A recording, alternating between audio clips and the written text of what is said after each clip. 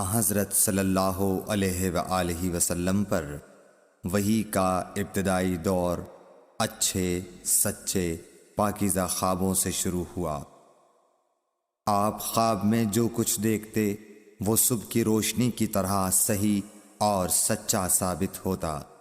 پھر من جانب قدرت آپ تنہائی پسند ہو گئے اور آپ نے غار حرا میں خلوت نشینی اختیار فرمائی اور کئی دن اور رات وہاں مسلسل عبادت اور یاد الہی و ذکر میں مشغول رہنے لگے۔ جب تک گھر آنے کو دل نہ چاہتا توشہ ہمراہ لیے ہوئے وہاں رہتے۔ توشہ ختم ہونے پر ہی اہلیہ محترمہ حضرت خدیجہ رضی اللہ تعالی عنہا کے پاس تشریف لاتے اور کچھ توشہ ہمراہ لے کر پھر وہاں جا کر خلوت گزین ہو جاتے۔ یہی طریقہ جاری رہا یہاں تک کہ آپ پر حق منکشف ہو گیا اور آپ غار حرا ہی میں قیام پذیر تھے کہ اچانک حضرت جبرائیل علیہ السلام آپ کے پاس حاضر ہوئے اور کہنے لگے کہ اے محمد پڑھو۔ آپ فرماتے ہیں کہ میں نے کہا کہ میں پڑھنا نہیں جانتا۔ آپ صلی اللہ علیہ وسلم فرماتے ہیں کہ فرشتے نے مجھے پکڑ کر اتنے زور سے بھینچا کہ میری طاقت جواب دے گئی۔ پھر مجھے چھوڑ کر کہا پڑھو۔ میں نے پھر وہی جواب دیا کہ میں پڑھا ہوا نہیں ہوں۔ اس فرشتے نے مجھ کو نہایت ہی زور سے بھینچا کہ مجھ کو سخت تکلیف محسوس ہوئی۔ پھر اس نے کہا کہ پڑھ۔ میں نے کہا میں پڑھا ہوا نہیں ہوں۔ فرشتے نے تیسری بار مجھ کو پکڑا اور تیسری مرتبہ پھر مجھ کو بھینچا۔ پھر مجھے چھوڑ دیا اور کہنے لگا کہ پڑھو اپنے رب کے نام کی مدد سے جس نے پیدا کیا اور انسان کو خون کی پھٹکی سے بنایا۔ پڑھو اور آپ کا رب بہت ہی مہربانیاں کرنے والا ہے۔ پس یہی آیتیں آپ حضرت جبرائیل علیہ السلام سے سن کر اس حال میں غار حرا سے واپس ہوئے کہ آپ کا دل اس انوکھے واقعے سے کانپ رہا تھا۔ آپ حضرت خدیجہ کے ہاں تشریف لائے اور فرمایا کہ مجھے کمبل اوڑھا دو، مجھے کمبل اوڑھا دو۔ لوگوں نے آپ کو کمبل اوڑھا دیا۔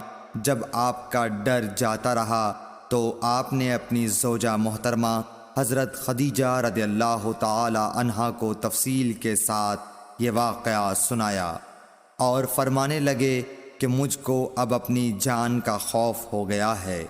آپ کی اہلیہ محترمہ حضرت خدیجہ رضی اللہ تعالی عنہا نے آپ کی ڈھارس بندھائی اور کہا کہ آپ کا خیال صحیح نہیں ہے۔ اللہ کی قسم آپ کو اللہ کبھی رسوا نہیں کرے گا۔ آپ تو اخلاق فاضلہ کے مالک ہیں۔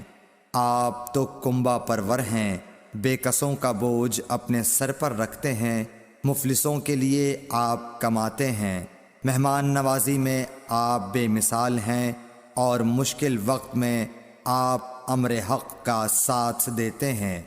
ایسے اوصاف حسنہ والا انسان یوں بے وقت ذلت و خواری کی موت نہیں پا سکتا۔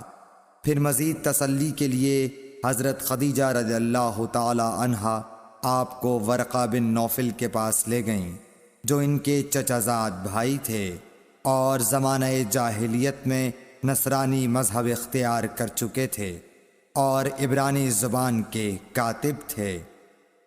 چنانچہ انجیل کو بھی حسب منشائے خداوندی عبرانی زبان میں لکھا کرتے تھے۔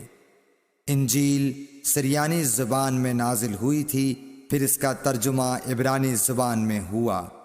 ورقہ اسی کو لکھتے تھے۔ وہ بہت بوڑھے ہو گئے تھے، یہاں تک کہ ان کی بینائی بھی رخصت ہو چکی تھی۔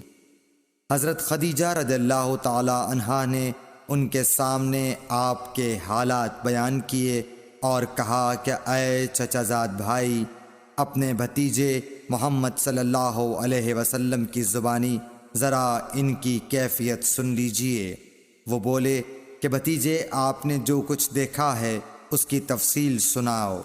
چنانچہ آپ صلی اللہ علیہ وآلہ وسلم نے از اول تا آخر پورا واقعہ سنایا، جسے سن کر ورقہ بے اختیار ہو کر بول اٹھے کہ یہ تو وہی ناموس معزز رازدان فرشتہ ہے جسے اللہ نے حضرت موسیٰ علیہ السلام پر وحی دے کر بھیجا تھا۔